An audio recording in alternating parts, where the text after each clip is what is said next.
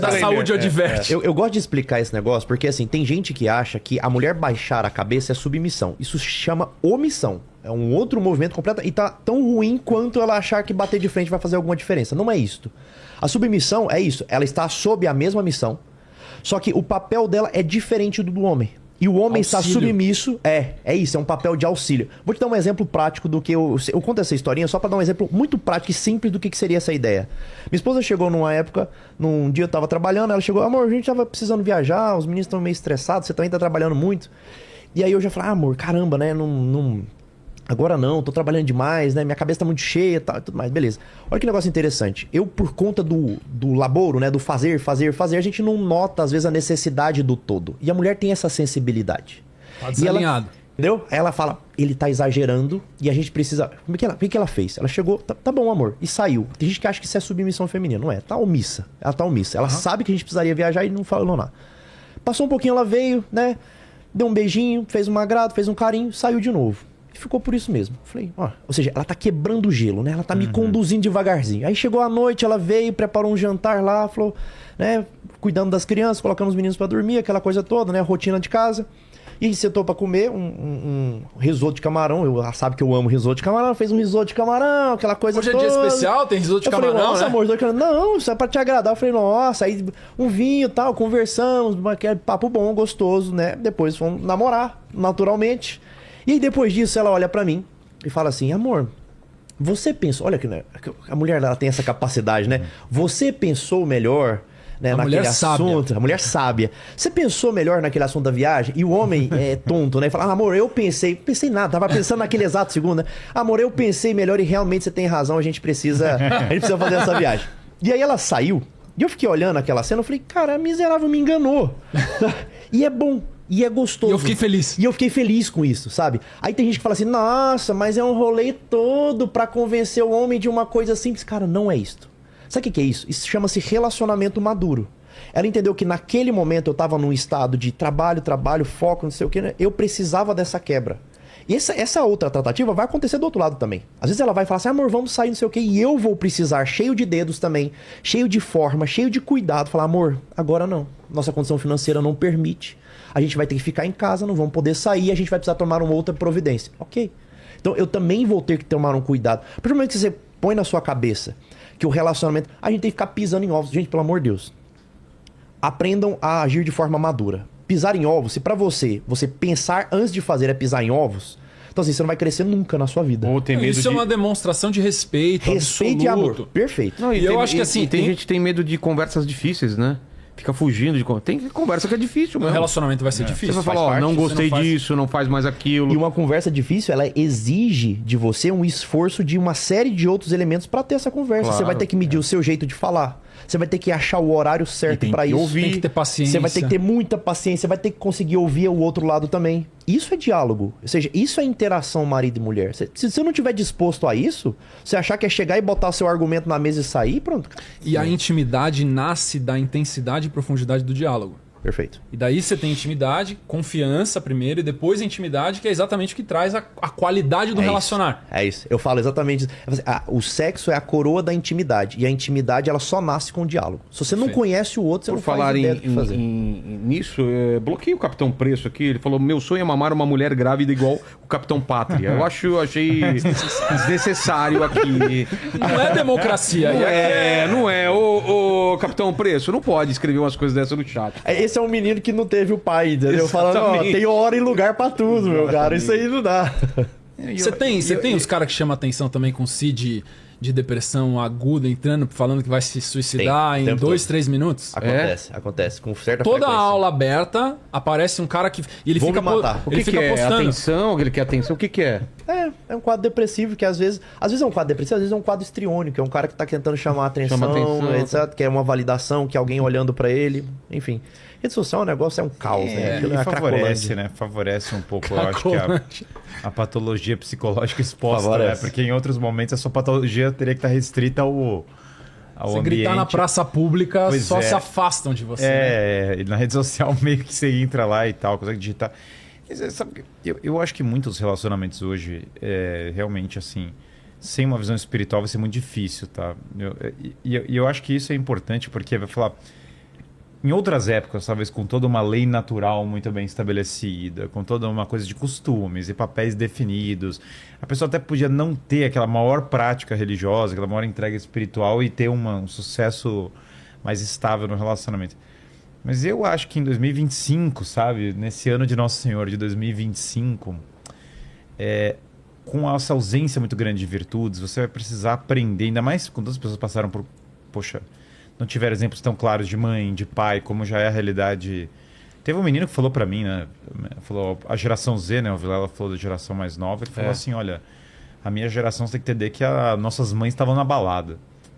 É outro bicho, nível, entendeu? né? Eu não vivi isso daí. Exatamente. A ideia das mães dos meus colegas estarem na balada era totalmente remota. E postando foto no Instagram. Era remota pra mim.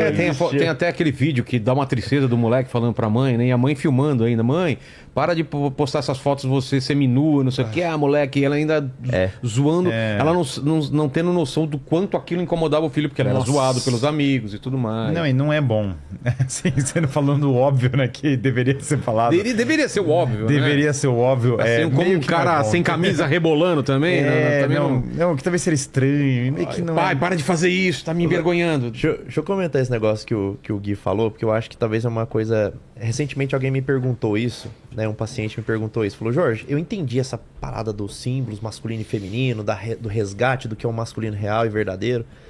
Mas assim, e eu concordei com ele, parece que isso é muito hoje útil para nós, que para essas pessoas que estão ouvindo aqui, talvez seja muito útil, sobretudo para a criação de filhos. Eu acho que a gente precisa entender muito bem desses conceitos para a criação de filhos. Mas e pra gente que já tá assim, meio dia pra tarde, já tá vivendo um negócio e a coisa tá desandada? Eu acho que a resposta tá muito nisso que o Gui falou. No fim das contas, eu acho que o que a gente precisa de forma urgente é resgatar uma certa espiritualidade dentro dos casamentos, porque assim, de forma urgente é o que vai resolver. É o que vai resolver. A gente precisa fazer o resgate simbólico? Com certeza. A gente precisa fazer com que a sociedade entenda isso? Com certeza. A gente precisa resgatar coisas que foram perdidas? Com certeza. Mas hoje, os casamentos estão em crise hoje. É aquilo que você falou, né? Hoje, 50% de todos os casamentos vão acabar nos primeiros 5 anos. Isso. 50%. Isso é muita coisa. 80% de todos os relacionamentos, assim, tipo namoro e noivado, acabam com menos de 1 ano. Então, assim, não se tem estabilidade nenhuma mais. O que corrige isso de forma mais emergencial? Espiritualidade. A espiritualidade. Até... É busca por virtude. Eu gosto de reconfigurar a semântica de, em vez de falar de espiritualidade, a gente fala de maturidade, porque na minha visão, o paradigma da maturidade, ele engloba todos os outros paradigmas, da materialidade, da afetividade, da intelectualidade e da espiritualidade. Sim. Porque eu já vi clinicamente também casos diversos e excessivos de pessoas que se configuravam na sua persona como espirituais, neurose só que religiosa, né? Neurose doida, fariseu, legalista, perfeito, que não tem integração intelectual, nem afetiva, muito menos material. O cara tá todo dia... É a falsa dia... expressão, né, da religião. Isso. É a maturidade, eu acho, que é o grande diferencial do salto quântico. É porque a religião tem que atuar dentro de um alicerce, né? Sim. Que é uma personalidade minimamente formada. Se não tem personalidade formada, a religião vira afetação, né? É isso. Mas o cara que reza o tempo todo, mas ele não consegue sair para trabalhar, para pagar as contas de casa. Uma visão religiosa correta, a virtude está acompanhando. E essa maturidade completa que você está falando está acompanhando. É isso. E a gente, qual que é uma métrica de indicação dessa baixa performance? Sem dúvida nenhuma, perda de funcionalidade nos outros aspectos de como a vida é vivida. Se você acha que você é super espiritual, mas você não paga o aluguel, cara, isso tem um problema muito grave. É que também tem uma visão teológica errada também, uma visão espiritual errada. Você sabe que é que tem tanta coisa que daria pra falar que volta pra uma coisa muito simples, né? Então, se as pessoas tivessem mais bom humor e tranquilidade e misericórdia e ordem, a vida delas melhoraria quase que infinitamente. Você citou várias virtudes. Várias virtudes, e muitas delas são teologais, né? Você sabe, por exemplo... As primeiro lugar não tem é o nem seguinte, as cardeais. Não tem nem as cardeais. E é claro que a primeira, claro, é a temperança, daí como você se controlar em relação à comida, à pornografia, aceitar se frustrar, ao conforto e etc. É a primeira das 4. Depois começar a aguentar tomar pancada, que a fortaleza é a próxima. Sim. Depois restituir o senso de hierarquia, que a justiça é a terceira. E daí contemplar a verdade e as suas consequências, que é a quarta, que é a prudência. A restauração dessas 4, de fato, é o alicerce sobre o qual... A personalidade é minimamente funcional. A personalidade minimamente funcional vai acontecer e a maturidade consiste em adquirir as 4 virtudes cardeais. Então, na verdade, o que é ter essas 4 virtudes é se tornar um homem maduro. E uma ferramenta facilitadora disso é o matrimônio. Sim. Por isso que o matrimônio tende a ser um caminho extremamente elevado. Porque para que você faça um matrimônio funcionar, você terá que desenvolver as virtudes cardeais e potencialmente as teologais e meditativas depois também. Porque o que acontece é que também tem um elemento de kenosis depois das virtudes cardeais, que é, bom, esse homem que mora com você, essa mulher que mora com você não é perfeito. Desculpa te contar, né? Eu sei que apareceu um momento... Uma novidade. Assim, uma novidade. Isso é bom para os noivos e namorados. E o Tolkien falava que todo casamento é um erro. Eu adoro essa frase, né? Que ele falou assim, todo casamento é um erro. A única pessoa que te ama é o Santíssimo Sacramento. E aí eu lembro que eu li isso a primeira vez e falei, nossa, que coisa bruta, que coisa dura. E daí hoje em dia eu penso assim, meu Deus, é óbvio, né? O que ele quer dizer com isso não é que é errado se casar. Que é errado se casar, é o contrário. O que ele está querendo dizer é que as pessoas têm defeitos. Você vai descobrir o pecado original daquela pessoa que está com você e isso é inevitável. Você vai descobrir que aquela pessoa tem um monte de defeitos, tá? Que ela vai, por óbvio, ocultá-los um pouco mais na fase do namoro. Tem um refinamento da personalidade ali para só mostrar. E entregar o melhor. Você controla temporalmente também. E tem gente que acha que resolve o matrimônio voltando a se relacionar como namorado. Mora no apartamento aqui, eu moro no de baixo. Quando a gente tá bem, a gente se encontra. Voltou a ser juvenil, adolescente. Aí você tá pisando no acelerador da imaturidade. Aí vai se piorar mais ainda. E aí a pessoa, claro, oculta aqueles elementos que são um pouco mais negativos e até brinca, os caras vão casar. Não, ele é perfeito. Fala, olha, o cara vai casar, né? Então você vai descobrir como que ela age. E normal, tá? Isso aí é normal. Você sabe que é a mesma coisa. Primeira coisa, isso é normal. E aí eu falo para as pessoas também, tem filho. Aí eu falo, olha, você vai ficar sem dormir e tal. Não sei o que, o cara fica assim. Sua vida vai complicar. Sua vida vai complicar, normal, tá? Desculpa te falar, mas é assim mesmo, né? E aí o cara olha para mim e fala, mas como é que você faz, né? Vocês não dormem? Eu falo, querido, eu não durmo há 7 anos, entendeu? Como é que você faz, César? Não durmo junto. Não durmo há 7 anos. Qual que é a dificuldade? Eu não entendi ainda que você tá achando que é como.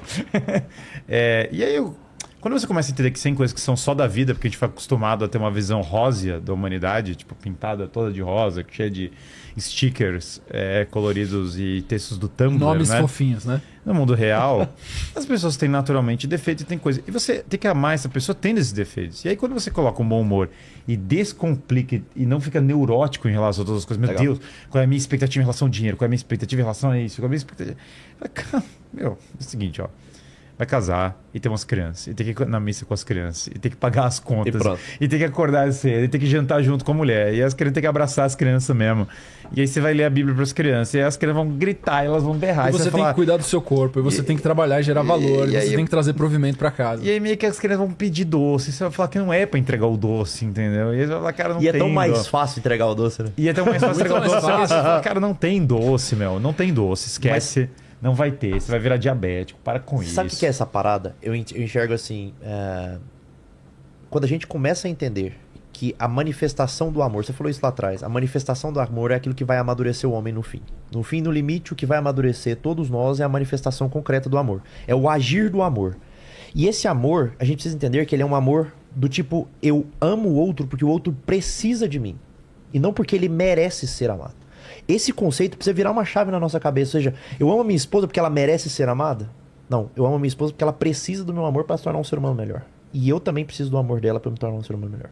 Eu amo os meus filhos porque eles merecem ser amados. Cara, são as criaturinhas, né, os bichinhos ali que parece, né? Meio cópia sua. Entendeu? Mas no fundo, eles precisam do meu amor. Muito mais do que merecer, eles necessitam do meu amor. E no momento em que eles mais precisarem, que é onde começaram a dar trabalho, onde a gente começa a se afastar.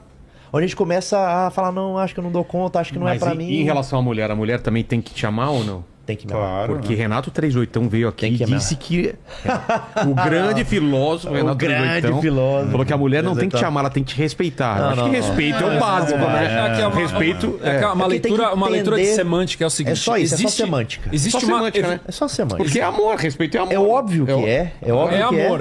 Respeito é amor. Só que existe uma facilidade muito maior da mulher amar, e a mulher busca amor, e o homem de respeitar por ser ordenado por hierarquia, por autoridade, por um vetor, e ele busca respeito. Então é muito mais desafiador para a mulher respeitar do que amar. E é muito mais difícil e desafiador para o homem amar do que respeitar. Perfeito. Então, na verdade, é só uma questão semântica de o seu amor, mulher, vai ser um amor de respeito. E o seu amor, homem, vai ser um amor sacrificial. Porque esse é o amor mais difícil de você manifestar. Tá exatamente assim nas escrituras, né? formas A de- esposa Pois é, amar os pois amigos é. como Pois é. diferente de manifestação. É colocar A igreja outra palavra.